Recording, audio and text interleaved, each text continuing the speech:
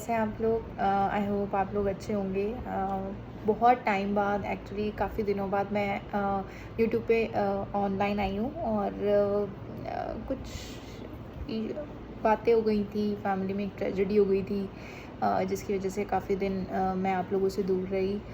लेकिन ये है, लाइफ नहीं रुकती है और हमें भी मूव ऑन करना पड़ता है, चाहे सिचुएशन कैसी भी हो। तो अब कोशिश पूरी रहेगी कि हम लोग फिर से वापस आएँ, यूट्यूब पर फिर से वीडियोस आएंगी।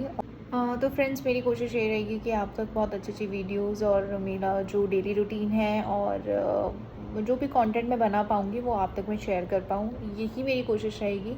आप लोगों का सपोर्ट चाहिए, आप लोगों का प्यार चाहिए। तो देखते रहिए और बने रहिए नैना शर्मा ब्लॉग्स पर। Thank you so much.